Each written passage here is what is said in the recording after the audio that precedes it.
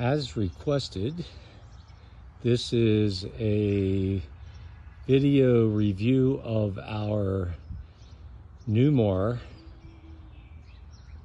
Baystar. That's Baystar. And this model number is a 3226. And with that, there are a lot of options. So we were fortunate enough to be able to order the options we wanted.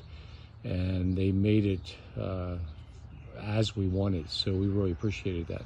So they gave us a custom paint was on their Ventana, wasn't for the Baystar, but they agreed to do that for us, which was very, very nice. So I'm just going to come around the exterior first. We have the slides out right now, so our particular model has 3 slides, 2 in the house and 1 in the bedroom. So we're looking at the passenger side of the motorhome right now, and the first slide out is the house, which you'll see inside in a moment, and the second slide out is the king-size bed, which was a deal breaker for my wife Sally. She said we're not getting a motorhome unless we have a king-size bed, which actually reduced the models we were looking at significantly, and we were really happy with Newmar. We heard very good things about it. Tiffin's also a very good name, and there are a few others as well, but I mean, we've been very pleased so far with Newmar and customer service. Just to let you know, Winnebago did buy them out, but supposedly they were still going to allow Newmar to do its thing as far as their quality control and their customer support. So I'm just going to walk around the motorhome. The doors below are bays, and that's a good sized bay that actually goes through to the electrical bay on the other side of the motorhome. The next bay up is behind the back wheel, is the generator. So there is an internal generator to this motorhome, which is really good if you're trying to boondoggle or dry camp. The next bay up is where the water sits. I believe this has 75-gallon water tank. And then the next 2 bays are storage. So we keep our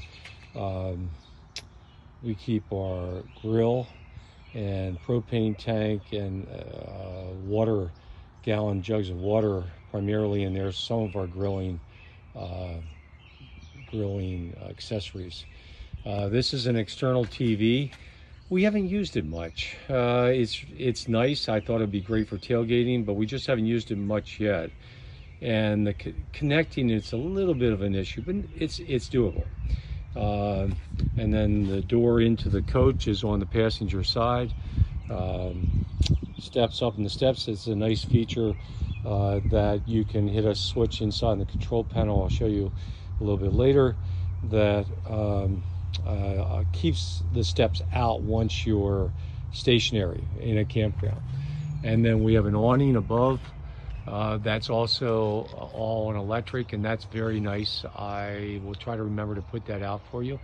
We've just purchased these Magnus shades on the outside, which protect the inside of the motorhome as far as the furniture goes, and also keeps more of the heat out. So it's both another layer of insulation to keep heat in when it's cold and heat out when it's hot. And then these are Magnus shade wheel covers as well. That company is out of Monksville, I believe Monksville, in North Carolina. And we just picked those up on our last trip in late March to North Carolina. Again, the front of the motorhome. So it's a Ford engine. Here, this tells you it's a V10, and this is lower end Newmar. So this is a gas model. So we probably saved $100,000 just by going with gas versus diesel. Maybe it's not that much, but it was a significant jump for any diesel product. They make one model that's not quite as nice as this. It's called the Newmar, the Baystar Sport. And they make multiple lengths of the Baystar. So we got it kind of middle of the road for this. This is a 33 foot, so it's 32 feet and like 11 inches. So it's essentially 33 foot length to this motorhome. But they make even this model, I think, as far as 37, maybe 40. So this is the driver's side of the motorhome, And the driver's side has a larger slide, which is a house slide, which you'll see how that opens up in a minute inside. So on this side, there's just a slide cover to keep the crap off the top of the slide when you slide it in and out. I'm gonna flip the camera. Hopefully that doesn't mess you up here. And so in any case, I'm gonna move in and just show you these bays. And the bays are nice size. So they're the height of the door, and they are probably about 2 feet deep. So in any case, the first door here is the propane tank, and I'm trying to remember the gallons on that. But the propane tank, so that runs your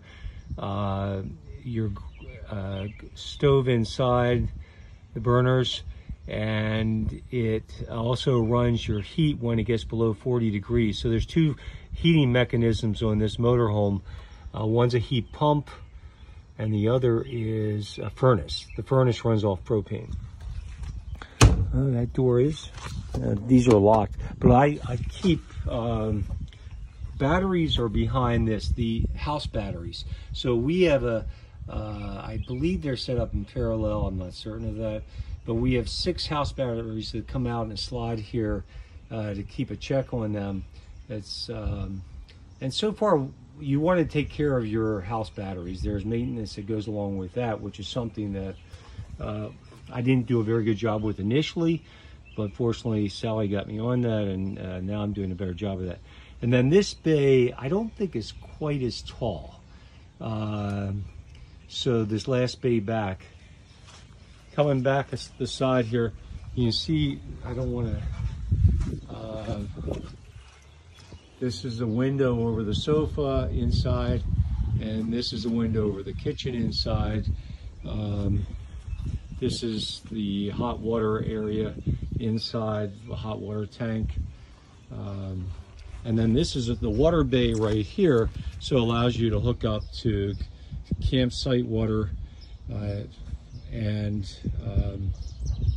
Also there's an outside shower in there. It doesn't work all that well, but it's adequate to kind of rinse yourself after coming back from the beach or from a dirty hike.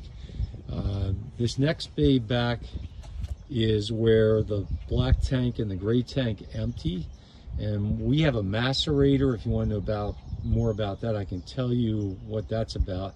For the gas, this is another small compartment where you can keep your, if you have the old style black tank hose to drain into your campsite facilities for drainage, that can store in that bay. And then this is the electrical bay, and again, this slides through to the other side, so there's some longer storage across a couple of these bays where you can put longer items like tents or brooms or ladders or shovels, that type of thing. This came with, I'm not sure if we paid extra for the ladder or not. I'm gonna flip it again, I'm sorry. The sun's coming at us, so it's good I'm doing this now. But that takes you to the top of the motorhome for maintenance of the roof, which is a rubber roof. Yeah, and I was very pleased with the exterior of this motorhome with the paint job that we got. But I'm a crazy Penn State fan, so that's part of the reason for that. Okay, I'm coming around the back side, and that's the slide now of the bedroom.